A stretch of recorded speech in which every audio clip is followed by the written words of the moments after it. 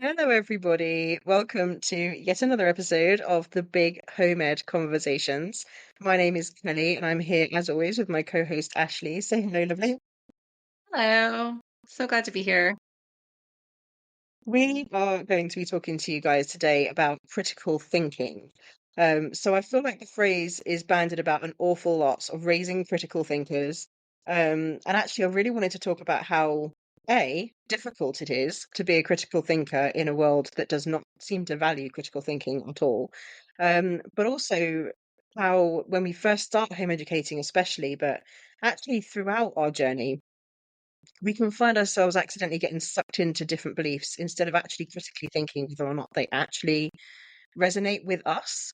So we wanted to talk about that today. So we're going to be cracking on with that in a minute. But we thought, as always, we'll share with you a little bit about just our world, I suppose. I mean, aside from all the animal antics, me with my tiny Yes. patch of lawn in my living room for my tiny puppy to try and use as a wee wee station because I've actually made a bit of turf in a tub in my living room because we poo outside now, but we do not wee outside. So I found a specific spot on my carpet that is mostly the place. So that's something at least. But we are really sick of using our spot wash, to be honest. Yes.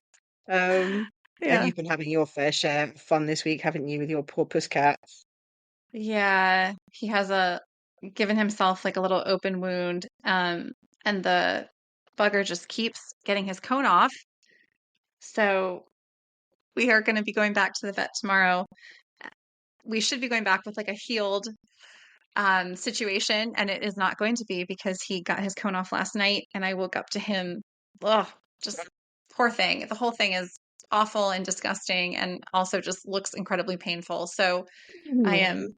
yeah, hopeful that he will keep his cone on tonight. Poor cat, he Yeah. poked his head up a minute ago. He just looks so sorry for himself. I mean, cats always do, don't they, with a coat on their heads? So, Yeah. He has mastered the evil eye, I will tell you. so yeah, so we are having some fun this week. But my main funny story has got to be the electric car saga on Monday. So we have had solar panels put on our property last year, and we've had issue after issue after issue with the stuff that they installed. And the final nail in the coffin was the fact that the EV charger that we had put on the side of the house at the same time wasn't actually earthed properly. So when it came to charging our brand new electric car, we actually couldn't charge it at home. Really delightful. So we thought, what better way to christen ourselves with buying an electric car than to try and go on a long journey with it? Um, which is an idea, like completely formed in the brain of an ADHD woman who loves to challenge herself, clearly. And we set off with very little room for error. The timings that I had for my day were really, really tight. Um, to really make the most of the day, basically, because we were literally driving up one day and then driving back the next. So I really wanted to make the most of that time. And the first charger we tried wasn't working. We drove to another services. The second charger we tried was working, but it was going to take 2.5 hours. And by the time all is said and done, we left at 8 in the morning and we got there at 2:30 in the afternoon. Um, and decided in our infinite wisdom to go for a nice little walk around Warwick Castle in the pouring rain. My coat apparently is not waterproof anymore, so that clearly needs sorting out. And stuff. No. Every day. But do you know what? It's so funny because it is funny because it's a saga that it really did create some fun family bonding. Yeah. Um, there was an awful lot of education in that day. Like I genuinely ticked stuff off of our school list for the week based on the science around electricity and how you charge an electric car and why it takes so long instead of just filling it up with fuel. And it's better for the environment. It created a lot of great conversations. So I'm counting it a win. And obviously the frustration and the stupid thing, and she's luckily we're not cut out for this moments that actually turned into me and my husband laughing quite a lot, so that's quite nice. So actually it was quite a funny day in the end. Um, but yeah, Yeah. just an utter saga this week. So I feel like we're just having fun, aren't we, really? This is all a bit of a nightmare. But that's the way it works, right? It's meant to be a little bit chaotic. Wouldn't be life otherwise. Yeah. Um, so yeah, so without further ado, let's move on to what we're actually here to talk about today. So essentially, we wanted to talk about what critical thinking was and as I said earlier, the ways that it kind of shows up in our home ed journey. So first and foremost, I thought it'd be just a good idea to kind of actually talk about what it actually is. Because I feel Yeah. like the term gets said an awful lot. But I don't think we always necessarily entirely know what it is, whether we do it, and also how you actually encourage children to do it either. And I think this is still a skill that I'm 100% working on in terms of how I actually teach my kids, not even teach them, kind of the point, allow them to question things and to form their own understanding of their reality and their lived experience, and to make decisions all for themselves and to have their own opinions and things like that, which is just such a tricky thing to do in the world today. Yeah. So I don't know about you, Ashley, but the concept of critical thinking, do you feel like your childhood and your lived experience up until maybe more recent years actually encouraged you to have critical thinking, actually wanted you to form your own ideas and opinions? I think that, well, I guess the short answer is no. And I think that when you're in the environment that we grew up in terms of, I went to a public school in the States, it was very much, you are learning this because this is the fact, this is reality, this is what is what is. And I never, there's so much I never questioned that I just accepted as fact. And I think a great example of that is just the career path of a child. So going up through the educational system and the assumption that you absolutely will go to college and you will do that because then you will get a job. And if you don't do that, you will not get a job or you will get a bad job. Right. Yeah. And so I think that's one clear example. I think another one is that, especially in the, I just remember so much in grade school that the the support of the nation, the fact that America is the best place to live, it is where you are free, it is where you want to be. And that was drilled in us so heavily that I remember vividly when we started studying some other countries in school, I actually thought to myself, like, so all these people are not free. Like they can't do Mm, what they want. They're doing what other people are telling them to do, and they can't, go to the park if they want to go to the park because they're not free. So mm, it's so funny how you just are in this system, and what they yep. tell you is what you believe. And I don't, that's not to be, come off as negative to anyone and say like, well, I'm sure if I had thought about it heavily, I could have realized that I can question all these things. Hmm. But it was just, we are just meant to be so, sit down, follow the rules, don't cause trouble. Yeah. And there are plenty of times in school when I remember asking a question, the teacher would be like, I'm not taking questions right now. Yeah. Put your hand down. I'm still speaking. Hmm. Maybe you can ask your question at the end of class, right? So I Yeah. think that we get into this routine of absorbing information and then being allowed to ask questions at a particular time, if at all.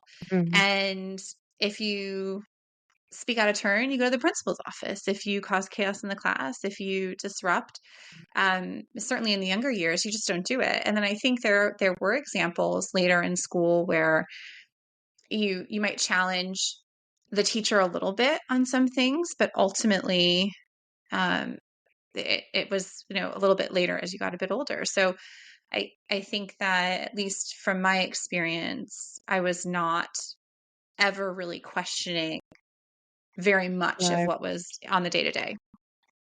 And I think also, I mean, let's face it, each teacher, although they're teaching from a curriculum, they are also going to be expressing their opinions, ideals, beliefs, etc. And when we maybe kind of like really look up to a teacher or to a person, a mentor, whatever, we can take on their beliefs, ideals, and ideas Yeah. as fact. instead. And I think this is the kind of thing that I wanted to kind of really get to, is the fact that obviously, if we really think about that, most of us who go on to home educate our kids have ourselves been schooled. We have grown up in a society that has asked us to blindly follow the opinions of the people who we have held most closely in our communities. So whether that is, do apologise, I got a bit of a scruffy throat this week. It's doing my head in. I might cough a couple Mm. of times. I do apologise. But it might be the teachers that you had in your school. It might be the kind of community you lived in. It could be, say, you're in a very rural community, or you're in a not very kind of I'm trying to think of like different environments, like city locations. Maybe it's in an area that has a lot of poverty. Maybe you're in an area that Yeah. has um lots of different cultures. Maybe you'll be in an area that doesn't have very many cultures. Like that, actually, you're going to have your opinions, ideals, and these beliefs, and what we end up considering as facts, implanted in our brains by our parents and our families and the people who Yeah. we spend a lot of time with. And essentially, that doesn't mean, therefore, that we all believe the same things. Absolutely not. We'd get all these factions of people who believe different things about different things. And home education is but another one of those situations. So what people tend to think is that actually all home educators think the same thing, and that we all have the same kind of ethos, and we all believe in this really, like, if you want to just imagine, I think what most people kind of consider the goal to be is to have this really wholesome, holistic, expansive opportunity for these kids, lots of outdoor time, lots of free time, the ability to, like, kind of not be bullied, not kind of have any kind of indoctrination going on. That there are certain ideals and imagery that we tend to associate with home education. At least I certainly come across a lot of that. Obviously, whether or not I just took my Instagram feed to show you want to see, it's the kind of the ideal image that I feel gets portrayed to me as a home educating parent. And especially when you're new to the environment of it, it can be all too easy to go from this really strict, schooled belief of what education looks like, of how it's supposed to be, and to suddenly have this brainwave and this feeling like, "Do you know what? God, no, I don't believe in this anymore. I want to believe in something else. I Yeah. know that there's another way." And so we go looking for it. But then what can actually happen is, instead of us taking that time to really form our own unique individual lifestyle, we end up just adopting somebody else's ideals, somebody else's Yeah. opinions as fact.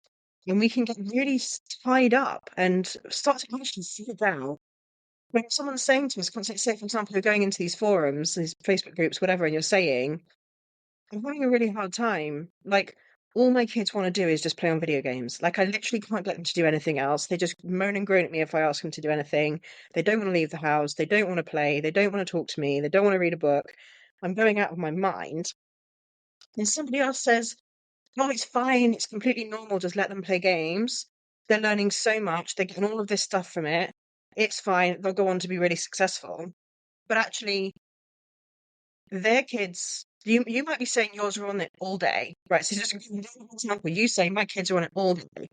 You might literally mean from 8 a.m. until 8 p.m. with a break Right. from meals, right? Like that might be what you are experiencing, where your kids literally do nothing else. They might be saying, "Oh, it's fine, just let them play the games." But actually, they leave the house every day at 9 a.m., go off and do various different things, come back, have lunch together, do their reading time, with 2 hours of screen time before dinner. And that in their head is all day. Like they're always Right. playing video games. They play video games every day. Like it's fine. So you're not getting the full context. You're not getting, also, I mean, your child might be autistic. Their child might be neurotypical. Like they might have all these Yeah. resources. You get, well, another one. I'm going to get on the rant now. Sorry. Another one is the idea of, like, it doesn't cost anything to home ec, right? That you can do it for free. Yeah. Now, I think this comes from a really privileged standpoint, I've got to be honest, because you might think it's free when you already have a house stocked with books and paper and a printer and pens and pencils and fun things to do, and you have a car and you're able to go out for your days out, even just to the park. Like, Yeah. then you might consider home ed to be free, because you might not think to yourself that any of those things are any more than you would normally buy if they were in school. But actually, to somebody who is on the breadline, and is not able to buy paper, has not got a printer, has not got a car. Their local park is not safe. They don't have any groups nearby to them to go to. They don't feel particularly welcome, even if they might go to something and they might not feel like they fit in, Yeah. or they might not follow a similar ethos, whatever. It doesn't look fun for that person. It's a lot and it's hard. And so we have got to really think to ourselves in these moments, we've really got to notice and to ask these questions, because actually, unless we truly understand, if someone's saying to you, it's fine, let them play video games all day, we need more information. Like, in order for us to then say, okay, that's a belief that I can get on board with, fine, okay, I'm just going to let them do it all day, that might not be at all Right. right for your family. That might not be right. And so you've got to, this is the whole point, is really making sure that you're thinking, hang on, do I actually agree with this? Yeah. Yeah. And I think that the concept of context is really important for so many things because, like you were saying with the video games, and our, I know a lot of friends who are homeschooling and they do a lot of things online. So they're doing math programs that are online. They're doing writing programs that are online. They're taking advantage of, um, I think it's called OutSchool. I might have Mhm. that wrong, but that Yeah. resource where you can go in kind of like the $2 tuition or £2 tuition, right? Hmm. That all those options that are online. So it can appear like someone is playing video games when maybe in reality they're doing it from an educational standpoint. And Hmm. that just applies to so many things, right? Not outside of the world of education even, right? It just your day to day. You really have to continue to ask questions in order to really feel like you have a handle on the actual situation or the actual context for that particular Yeah. thing, because otherwise you're and we're so quick to answer, aren't we? Like we're so quick to give our opinions and to Hmm. want to jump in and help out or just even be a part of the conversation. And I feel like Hmm. on social media you see this especially. And I love social media, so I'm not knocking it. But Yeah. I think that that is one of the things where to your point, you just got to ask more questions in order to really feel like you could give an opinion or give a recommendation. Uh, Hmm. Otherwise, yeah, you might be leading someone in the wrong direction completely. Yeah. And I think this is the thing, we don't often understand where each other are at, like what we're actually experiencing. And like, for example, I have tried to follow advice around screen time, for example, just completely not limiting it, giving them enough room to just do it as much as they want. Um, not controlling what they do with it, like really being as like hands off as humanly possible for a really significant, like I'm talking months of trying to just let it play its course and see if they would naturally regulate. And I have got two very likely ADHD autistic children, and as somebody who is also ADHD and possibly autistic myself, I know that I use screens to, yes, to regulate to some degree. They do help me to numb. They help me to calm and to zen and to take that time out, but they are also a massive time suck. And when I get addicted to a TV series or playing a game, I will lose hours without even blinking. Like, I literally won't even realize that I've watched 10 episodes on Netflix and it's now 3 a.m. So I know that as it's not so much an addiction, it's more, I guess, well, it's kind of like, so it's meeting a dopamine need to some degree. Like it's basically it's just making me happy. Like you get to the cliffhanger of each episode, I need to know what happens next. And then by the time you've kind of found out what happens next, you're now drawn into another episode. And I can't resist that. Like I find it very hard. And especially, I mean, I have to have real significant motivation to make me stop. I have to either be like, you really need to go to sleep because you're going to get 3 hours sleep at this point, or you Yeah. really have to get this job done for a client because it's due today and it's now 7 p.m. and you've got to just move it, like stop delaying it. I have got to have things in my way that help me to motivate myself. So I sat there having this quandary thinking, okay, how do I encourage my children to want to put the screens down and to come and do anything else? I mean, thankfully my two do enjoy going out. And so if we're going out, screens are cooler. By screens, we're going out. They love that. So I'm really grateful for that. So I am at least privileged in the situation that Yeah. I don't tend to get that refusal. But if we're at home, it is a full day battle to keep them doing something else. And so we had to come up with a solution. And I've experienced so much guilt and had to really do this critical thinking work myself to recognize that, okay, yes, some people out there advocate for completely relaxed screen time, allowing them to do whatever they want. And that might genuinely work for their family. Their kids genuinely might get bored, put it down, walk away, do other things.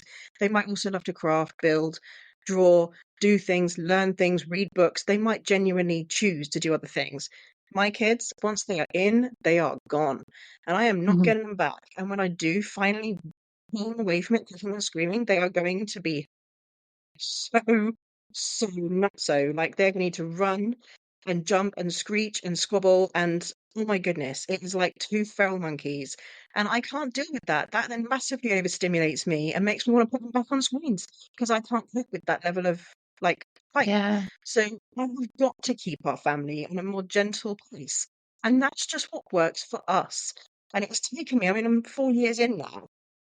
And Mhm. it's genuinely taken me this long to actually figure out the level of balance that is required for our days in order for it to work and to stop caring that some people allow it and some people don't. And that, like, for example, we've literally set up a pocket money scheme in our household now that has a general participation of life. I'm expecting a little bit of school effort, a little bit of help around the house, and no screens until 1 o'clock. And if they can achieve those three things, then we move them one forward on their little board game thing that earns their pocket money every month. And everyone says, do not motivate schoolwork with pocket money, do not like have a reward system in place or whatever.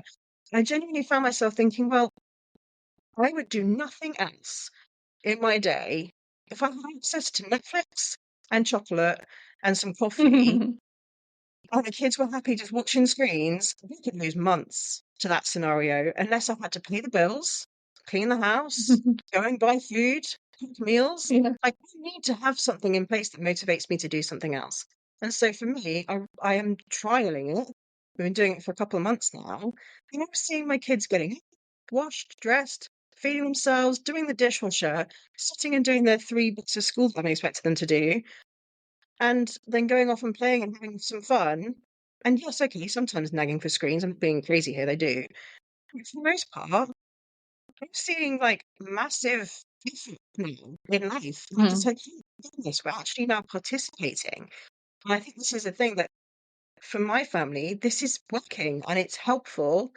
And I think it's just helping them to own a little bit of responsibility and expectation in their day, and that works for us. And I'm saying this, I'm not even seeing this as a like, you should try this. I'm genuinely saying this is just helpful for us, and it's taken a lot of critical thinking, witnessing them, observing them, noticing me, seeing how we all cope, seeing what works and what doesn't, actually making a decision that some people will go, what? Yeah.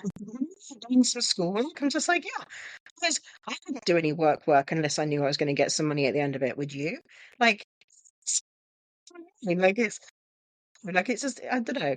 But this is the thing. I think it's important when we're forming our home ed ethos and we're figuring out what works for our families, that we allow ourselves to take in all these different viewpoints and to distill it into our own ethos.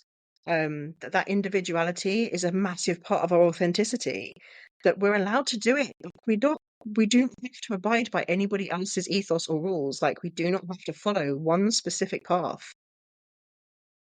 Yeah. I think that even within home education, it naturally lends itself to that Mm, if you don't fight it, if you don't resist it. Even just something as simple as mm, you might think you're going to serve your kids breakfast, go to school, and then you'll have lunch at noon.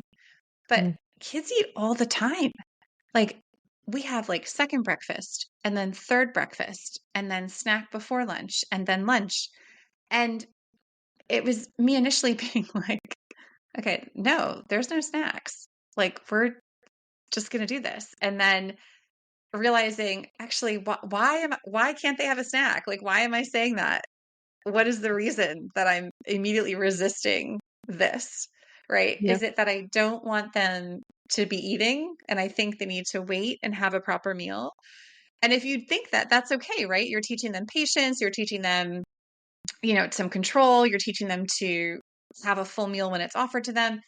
And then I said, or is it that I don't want them to have too much junk? So maybe then I want to make sure I'm offering some fruit or vegetables at that time. Or is it something else completely, right? Why am Mm. I thinking this? And I'm like, no, okay, they can have a snack. Like finish this, and then before we move to the next topic, we'll have a snack. And to your point, that can be incredibly motivating as well. But it just sort of is like I don't use it that way. I use it more of like a once you finish this, then Yeah. you can have that. Natural breaks. Yeah. Natural Yeah, kind of yeah, pause, wiggle break, and yeah, meet the yeah, need. Yeah. yeah, exactly. Um, and then that was sort of just kind of naturally happened, right? Because your kids, especially in a comfortable environment, they're gonna tell you what they need, right? Or what they want, maybe. And you get to then decide, is this going to work for us or not? But it was so funny because my initial reaction is just no. And I'm like, wait, Yeah. why is it no? Why am I saying no?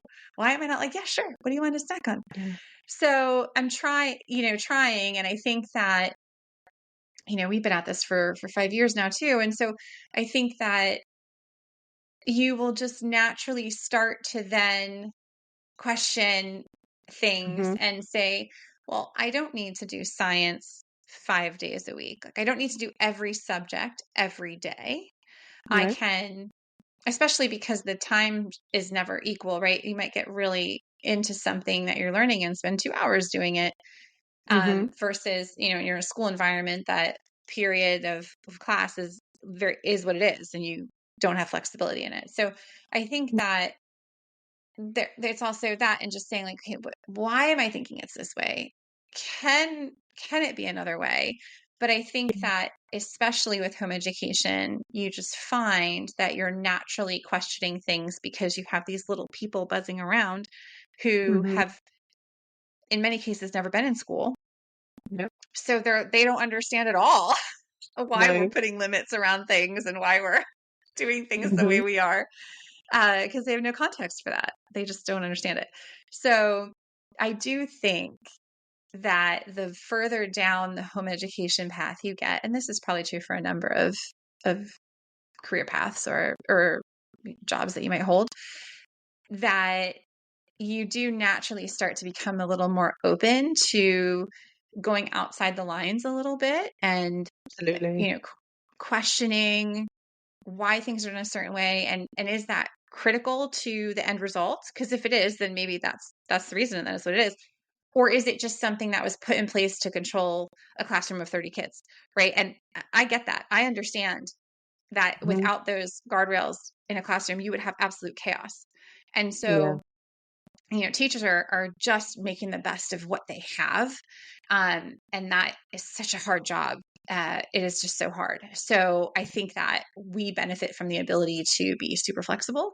And that just tends to lend itself to more of that critical thinking, as you're saying, being able to really examine how we feel and the value we place on certain things. Yeah. And I think this is a thing. I mean, it leads, what you're saying there kind of really leads nicely onto this idea that, as you say, the kids don't necessarily understand why certain rules are a certain way.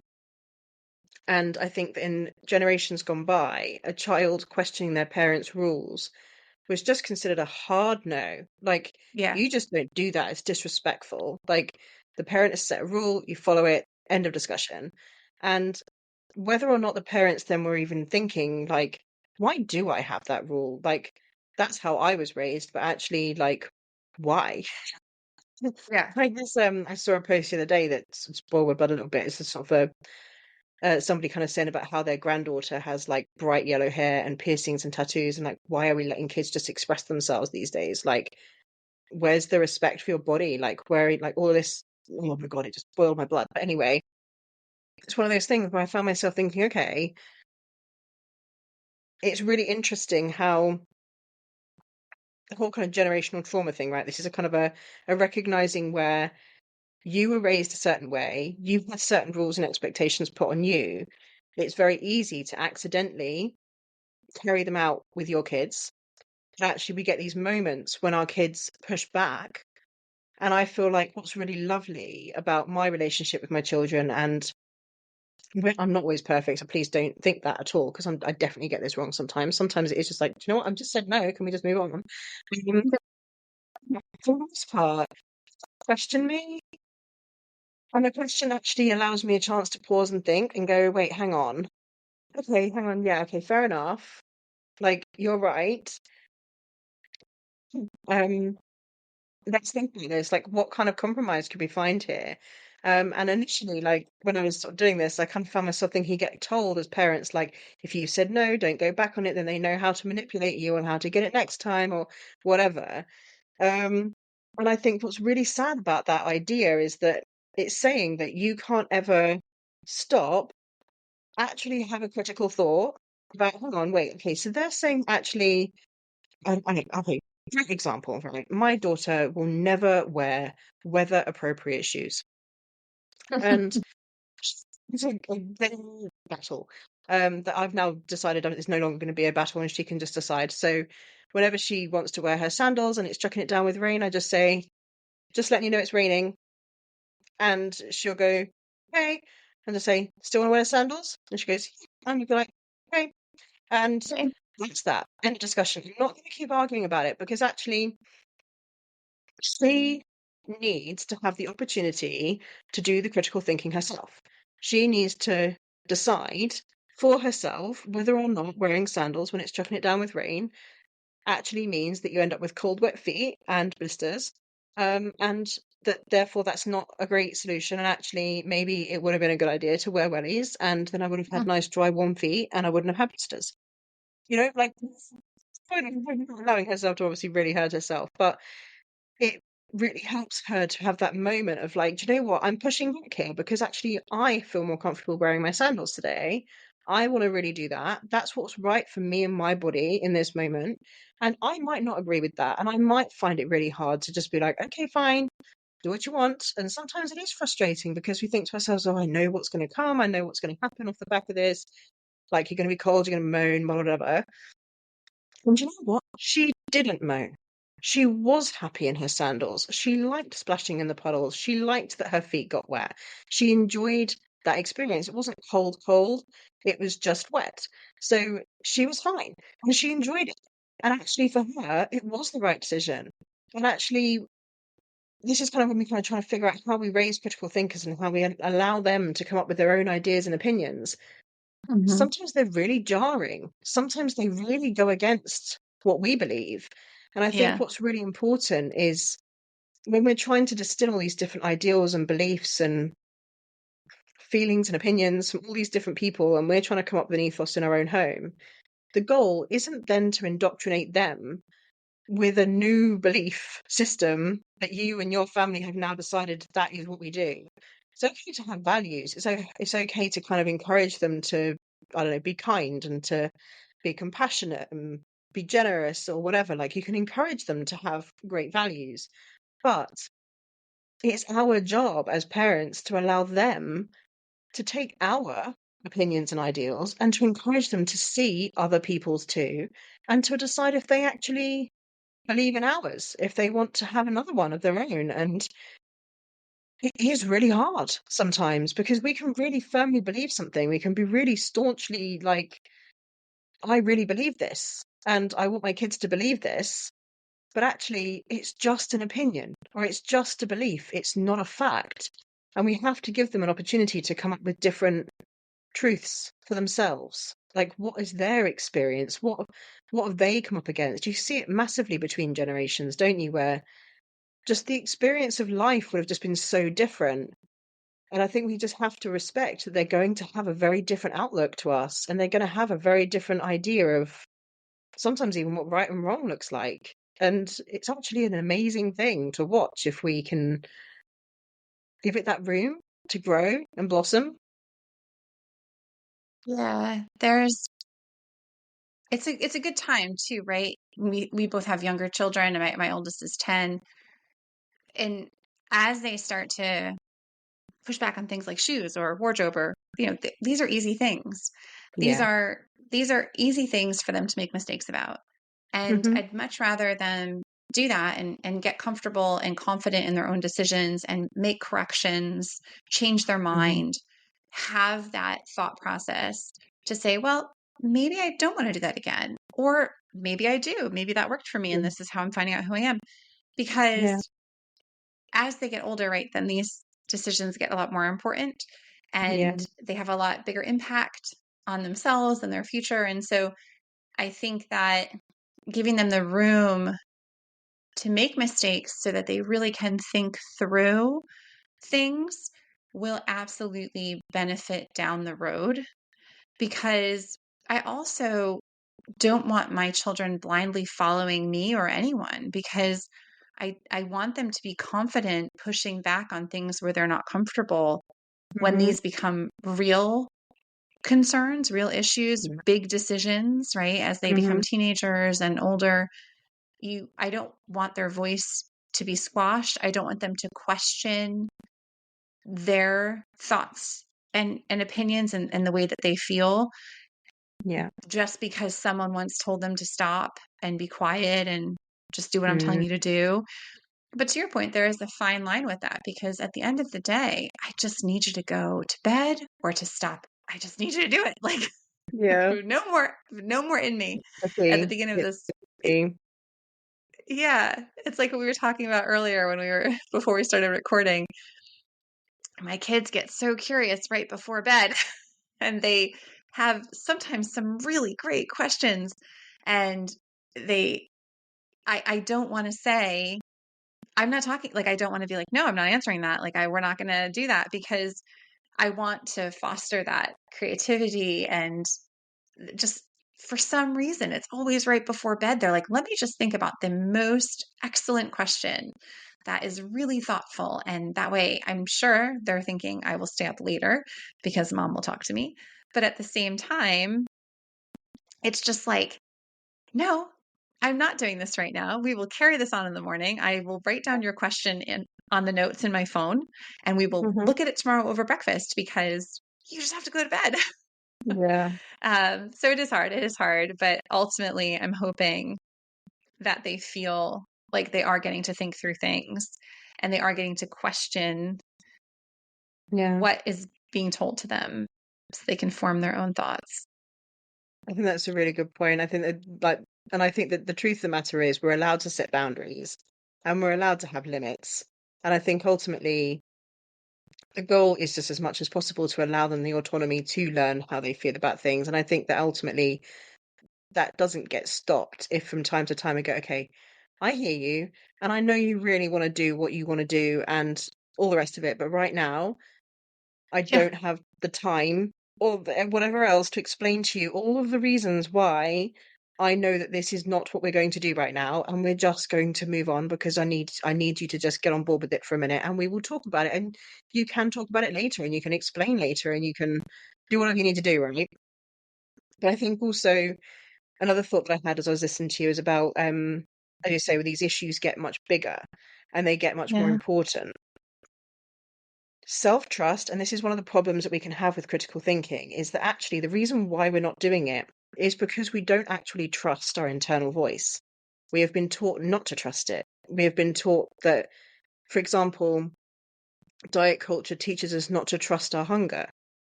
Um, our restlessness and our need to move, we get told, no, you shouldn't fidget. That's annoying, or it's inconvenient, and you should do it later when it's okay to do it. Like that we must work between these hours. There's all these different rules that get put in place for us that teach us not to trust our body's natural instincts. Like for example, I don't know, like even giving birth in on Mhm. our backs in hospitals with medication. Like we're literally being there's so many different examples of this where we are taught to just follow blindly sometimes the opinions of other people and the requests of other people. And we're often even told that we are wrong for Yeah. feeling how we feel a lot in our day to day life, in our society, the way we're raised and the way we experience people. Um, and So what can then happen when we are faced with these really important decisions, like, for example, choosing to home educate your kids, is so many people in that transition of choosing to do that will experience such a huge amount of pushback. Maybe it's from family, friends, society at large, their own internal voice, that they actually can't trust themselves enough to simply make the decision based on their own beliefs and ideas, that they're literally waiting for permission from somebody else. And this makes me so sad, and I get so frustrated, not of the people asking it, but of the society we have created, where people are sitting there going, my kid is crying, clinging, desperate, does not want to go to school, and I don't feel like I can just choose to home educate them. I feel like I need, they don't obviously literally necessarily say it this way, but they're like, I need somebody to tell me that it's going to be okay, that I'm allowed, this is fine, that I can do it, that I'm capable enough, that I'm clever enough, that I'm going to be able to be enough. And we don't trust ourselves. We don't trust ourselves to stand up for ourselves. We don't trust ourselves to make a clean decision. And we end up seeking all these other ideas and opinions. And as I say, this is where we can accidentally flip simply from believing in, from having this like really dictated to kind of mentality to then saying, "Do you know what, no, sorry, I'm going to go completely the other end of the spectrum here and Right. radically unschool my kids and go completely like the other way." And I did for a long time. It's exactly what I did. I went from one to the other in a flash and thoroughly immersed myself in believing everything that I was reading and in all these forums and the advice that people were giving, almost without question. But I was like, yes, they're right. This is the kind of ethos I want to have. This is exactly the kind of way I want to go. And it has taken me a long time to build the confidence and conviction in myself and the trust in my own inner voice to say, actually, that doesn't feel right, or it doesn't look right for us, or it doesn't work for us. And I think this is why we sometimes wish that we could have like a flick and a switch and it would just all work and it'd be fine. But that's not really how this works. And I think we just have to accept that in a way that when we have been raised to not trust our internal voice, to not trust that compass that's telling you to go a certain way and to behave and eat and act a certain way, you have got some work to do. There is some work to do to allow those thoughts and opinions and stuff to be back at center stage and to give them the respect that they deserve. That does take effort and it does take time. It's why I love doing what I do and helping parents, like coaching them through these moments, because it's so blooming hard.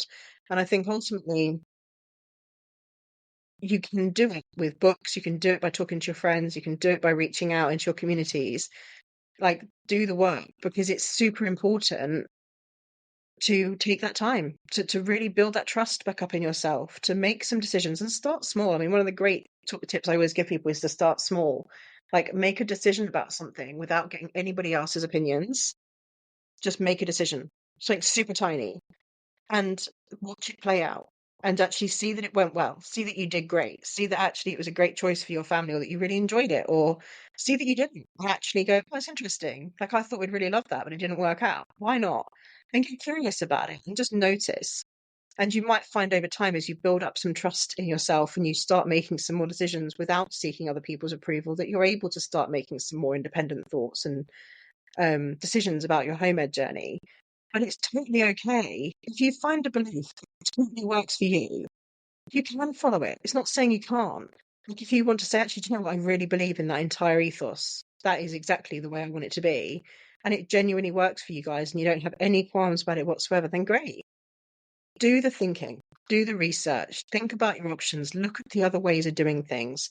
Talk to some experts, talk to some people who are in your actual personal situation. Like, if you have got neurodiverse kids, then talk to other families with neurodiverse kids. Like, make sure you are getting advice and support and ideas from like for like.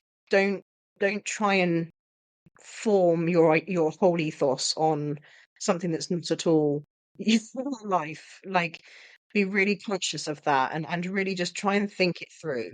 And I guess if that's all I can really kind of impart from this, is that it's okay to deviate from the advice you're given. It's okay for you to make up your own mind, and it's okay for you to disagree with stuff. Just Yeah. live your life. Yeah. And especially if you're new to home education, all the things you just talked about can be really hard because you're just automatically going against like the common status quo, right? Hmm. You're pulling your kids out of the educational system. That is what we're just the expectation is that you do that, right? And so the first thing, just that initial action of not doing that can feel really uncomfortable, even if it's something you really support and believe in. And Yeah. then depending on the folks around you, whether it's family or friends, they might be like, "Oh, you're going to do that," and it can create some doubt. Um, and then you're comparing yourself to social media and these people that are putting up these beautiful stories and photos of their homeschool day. And you're just like, wow, my day was not like that at all. Like it's 1 p.m., we're still in pajamas. Like the kitchen is a mess and we've only done math. Like, those days can happen especially in the beginning. And so you just have to kind of shut out the noise a little bit. And I think that the other thing to remember is it won't always be like that. The No. further down the path you get, the more you'll figure out your own groove and routine and process. And Hmm. the more you will feel confident in those choices. So you won't Yeah. have that initial like hesitation. And the other thing I would say too is you can always change your mind. These decisions are not one and done. No. So even the decision to homeschool or home educate, it's not a forever decision. You No. can do it and decide after a few years that it's not what you want to do, or decide after 1 year that it's Yeah. not what you want to do, or you started in COVID by chance and found that it really worked for your family to be home. And so you made a way to make it work long term. And then you never look back. There are so many different Yeah. ways that we find ourselves home educating initially. Yeah. And the reasons that you home educate will change over time, or maybe they won't. And Yeah. the way that you home educate will change over time, or maybe it won't. And so just to Hmm. be really open to that and know that none of this is a permanent decision. And No.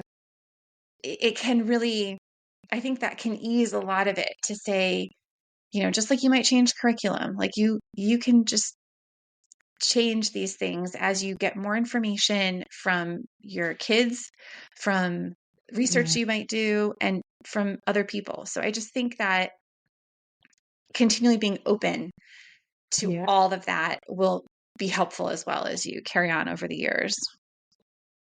Completely agree. I think that really kind of importance of being open and being willing to reassess is a huge part of critical Mhm. thinking. It's a huge part of Yeah. it. It's if you're always staying open to new facts, new ideas, new things, then you are always going to be actually critically thinking because that is the main point of it. If you stay open, you're questioning stuff, you're paying attention, you're observing, you're noticing, then actively you will make choices for your family that make sense and actually allow you to live a truly authentic life. And I think that it is just such an important skill that honestly takes some exercising and it takes some confidence over time to actually allow yourself to utilize it. And I think that if you can work on doing that for yourself, then you will naturally raise critical thinkers because as they question you, you will allow them to question your reality and you will actually open yourself up to showing them that it's okay to question it in the first place.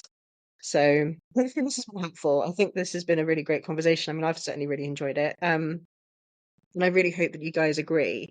If you did, please, please, please do drop us that 5-star rating.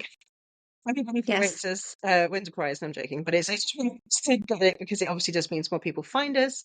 Um, Share it, obviously. Come and follow us over on social media. Obviously, make sure that the details are in the description, so go and find us. But also, just another little reminder for anyone who runs a business, especially online businesses. But if you make resources, anything that like send out science boxes, whatever you do, basically, we want to hear from you. If you're a home educating parent, family member, whatever, and you make something that you want to be able to showcase, we're putting together an amazing kind of affiliate shop, sort of like by home educators for home educators. Um, so please reach out to us. We want to get you on there. We want to make sure that as we launch it, that it's got dozens of really great businesses and people out there who are doing really cool stuff, so that we can obviously showcase you and make sure that your business is getting a little bit of free advertising. So reach out to us and let us know if you want to be included on that. And yeah, just keep on listening. We love seeing the ratings every week and seeing the number of you who are tuning in. We've got a really lovely, solid amount of you that are starting to kind of listen every week, which is really, really touching. So we love you for it. So thank you very, very much. And we will see you again next week, Yeah. Have a great week. guys.